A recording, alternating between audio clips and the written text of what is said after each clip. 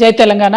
అందరికీ నమస్కారం. మన రాష్ట్రంలో చూస్తున్నాం రోజు రోజుకి అన్ఎంప్లాయ్మెంట్ రేట్ పెరిగిపోవడం, యూత్ అందరు కూడా ఒక రకమైనటువంటి నిర్వేదంతోని, ఒక రకమైనటువంటి డిసప్పాయింట్మెంట్ తోని ఎప్పుడు గవర్నమెంట్ జాబ్స్ వస్తాయి, ఎప్పుడు క్లారిటీగా మేము ఎగ్జామ్స్ రాయొచ్చు అనేటటువంటి ఆలోచనలో ఉన్నారు. పాపం చాలా మంది ఎస్పెషలీ గ్రామాలలో ఉండేటటువంటి యువమిత్రులు అందరూ కూడా వారి వారి కుటుంబాలను వదిలేసి, తల్లిదండ్రులను వదిలేసి, చిన్నపాటి వ్యవసాయం మీద వచ్చేటటువంటి డబ్బు తీసుకొని వచ్చి హైదరాబాద్లలో, దిల్సుఖ్ నగర్ లో, అశోక్ నగర్ లో, కేపీహెచ్బిలో ఇట్లా ట్రైనింగ్ సెంటర్స్ లో ఉంటూ కోచింగ్ తీసుకుంటూ వాళ్ళు ప్రయత్నం చేస్తూ ఉంటారు. ఈ యొక్క అంశం మనం గమనిస్తూనే వస్తున్నాం. తెలంగాణ రాష్ట్రం వచ్చినాక ఈ పరిస్థితి మారుతుంది అనుకొని అనేక మంది యువత అంతా కూడా తెలంగాణ ఉద్యమంలో చాలా బలంగా కొట్లాడినారు. తెలంగాణ రాష్ట్రం వచ్చినాక ఏమైంది, చిన్న చిన్నపాటి ఎగ్జామ్స్ మనం వేసినాం తప్పితే మెయిన్ ఎగ్జామ్స్ కానీ, లేకపోతే ఒక పద్ధతి ప్రకారం, ఒక క్రమ పద్ధతిలో ఇగో ఈ మంత్ లో ఈ ఎగ్జామ్ ఉంటుంది, ఈ మంత్ లో ఈ ఎగ్జామ్ ఉంటుంది, ఈ తర్వాత దీనికి ప్రిపేర్ కావచ్చు, లేకపోతే ఒకటే విద్యార్థి 3-4 పరీక్షలు రాసేటటువంటి కేపబిలిటీ ఉన్న వాళ్ళకు కూడా వాళ్ళకి అట్లా అవకాశం ఇవ్వలే. మనం ఒక్కొక్క రోజు 2 ఎగ్జామ్లు పెట్టడం, ప్రతిదాన్ని మేము మార్చే ప్రయత్నం చేయడం, ఇట్లా చాలా జరిగినాయి.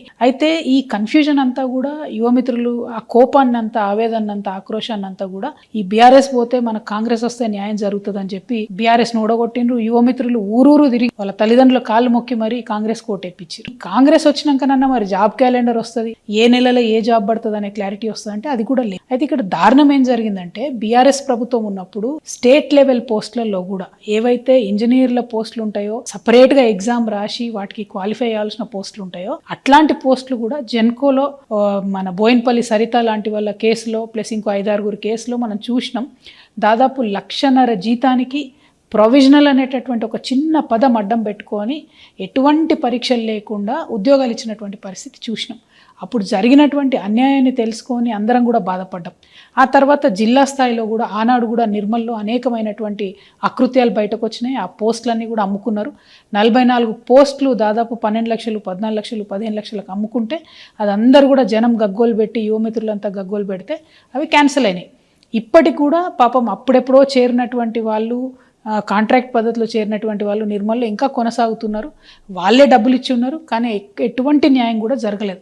ఎందుకంటే అప్పుడు బీఆర్ఎస్లో ఉండి అన్యాయం చేసిన పెద్ద నాయకులంతా ఇప్పుడు కాంగ్రెస్లో వచ్చి చేరిండ్రు. సో ఈ పాలిటిక్స్ని దయచేసి యూత్ గమనించాలి.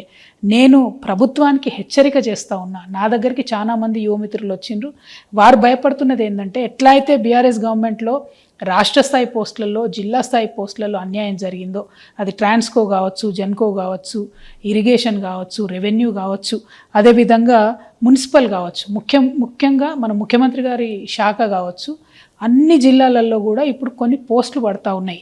అవేంటి అంటే జూనియర్ అసిస్టెంట్లు, రికార్డ్ అసిస్టెంట్లు, ఆఫీస్ సబార్డినేట్ లాంటి ఇంకా అనేక పోస్టులు పడతా ఉన్నాయి. సో ఈ పోస్టులన్నీ కూడా ఎట్లాంటివి అంటే ఎస్సీ, ఎస్టీ, బీసీ బ్యాక్లాగ్ పోస్టులు, అంటే ఇదివరకు ఏవైతే నింపకుండా వదిలిపెట్టారో ఆ పోస్టులు, ఈ పోస్టులని.